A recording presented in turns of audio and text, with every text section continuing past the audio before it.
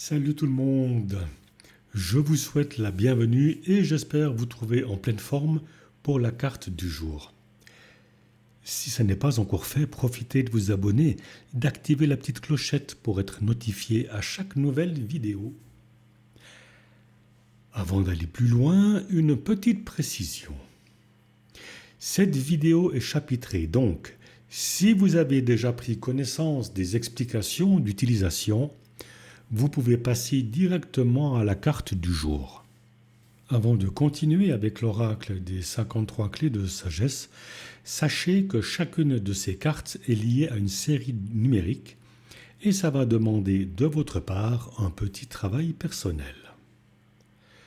Si vous vous êtes reconnu dans les différentes questions que la carte pose, sachez que ces cartes agissent comme un miroir de l'inconscient.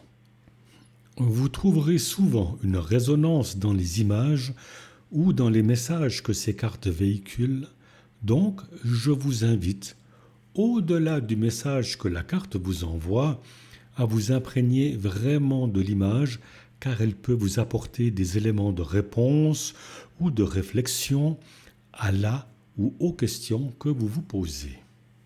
Pour les besoins de la vidéo, j'ai simplifié la pratique que demande ce jeu. L'utilisation des séries numériques se fait jusqu'à ce qu'on obtienne le résultat escompté. Si le message de la carte vous parle et si les questions posées vous interpellent, je vous donne ici une petite marche à suivre. Cela même pour n'importe quelle carte du jeu. Dans un premier temps, vous allez faire une déclaration d'ouverture avec la phrase suivante. Je m'extrais de la conscience collective et de mon histoire personnelle.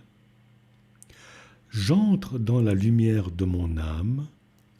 Je suis dans l'esprit du Créateur.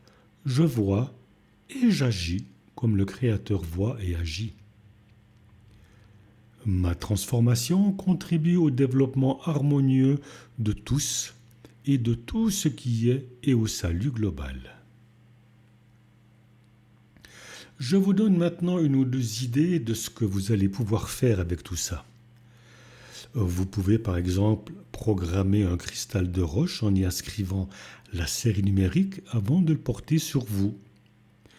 Vous pouvez informer une carafe d'eau en y inscrivant la série numérique. Méditez avec cette série numérique ou simplement la répéter comme un mantra, particulièrement avant d'aller vous coucher. Vous pouvez graver la série numérique sur une bougie. Et lorsque la bougie est allumée, concentrez-vous sur la série tout en formulant votre intention de normalisation. Le but dans tout cela, c'est la régularité. Le faire tous les jours jusqu'à ce que vous obteniez le résultat escompté. Aujourd'hui, le jeu nous offre la carte numéro 17, discrimination. La suite numérique est 5, 1, 8, 4, 1, 7, 3, 9, 8, 6, 7, 8. Comprise dans le sens discernement ou capacité à faire des distinctions claires et judicieuses, la discrimination joue un rôle essentiel dans notre vie.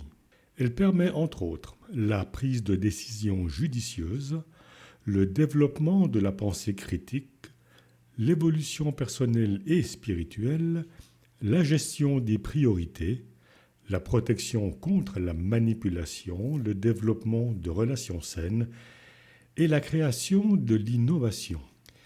Être capable de discriminer entre de nombreuses idées ou concepts pour retenir ceux qui sont les plus originaux et porteurs de sens. Mal utilisée, elle peut conduire à un esprit trop critique ou à des jugements rigides qui empêchent la flexibilité et l'ouverture d'esprit nécessaires à l'apprentissage ou à la compréhension de perspectives nouvelles. Une autre conséquence négative de sa mauvaise utilisation peut aboutir à une forme d'injustice, d'inégalité sociale lorsqu'on traite ou on juge injustement quelqu'un sur la base de critères arbitraires comme la couleur de la peau, le genre ou l'orientation sexuelle. La véritable liberté est d'utiliser notre discrimination pour distinguer le vrai du faux, le réel de l'illusoire. Swami Vivekananda. Voici les questions.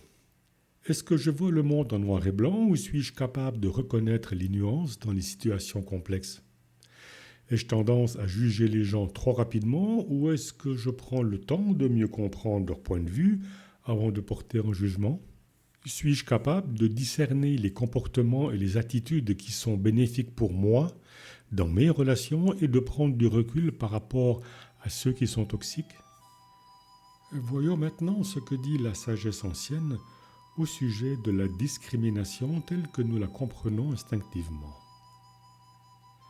Le Tao nous rappelle que tout est lié, comme les branches d'un même arbre. Le sage embrasse l'un, il devient un modèle pour tous. En reconnaissant l'équilibre entre l'ombre et la lumière, entre soi et l'autre, nous cessons de diviser. Le fleuve ne juge pas les rives, il coule. Bouddha enseigne que la souffrance naît de l'ignorance de notre interdépendance. Dans le ciel, il n'y a pas d'est et d'ouest. Les gens créent ces divisions dans leur esprit. Chaque être est une vague unique, mais l'océan demeure un. Pratiquer la compassion, c'est voir au-delà des apparences, cultiver la bienveillance comme une graine qui transcende les frontières. La sagesse nous invite à respirer ensemble, à remplacer la peur par l'écoute, les étiquettes par des visages. Là où s'efface la séparation, commence la douceur du monde. Le Tao nous enseigne encore qu'il n'y a pas de jugement dans la nature. Les montagnes ne se comparent pas aux vallées et les rivières ne critiquent pas l'océan. Tout est en harmonie et tout est complémentaire. Bouddha nous invite encore une fois à voir au-delà des apparences. Il nous dit « Comme le ciel est égal pour tous, ainsi devrions-nous être égaux envers tous. » En cultivant l'acceptation et la compréhension, nous dissipons les nuages de la discrimination, révélant un ciel lumineux où chaque être peut s'épanouir librement. Voilà les amis, c'est terminé pour aujourd'hui. Je vous souhaite une excellente journée. Prenez soin de vous et si le cœur vous en dit, vous pouvez partager cette vidéo. Si vous êtes intéressé par cet oracle, je vous invite à prendre contact directement avec son créateur Jean-Marc Meyer. Vous trouverez son adresse mail dans la description de cette vidéo.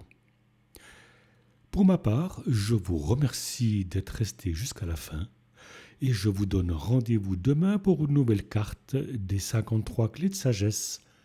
Bye bye.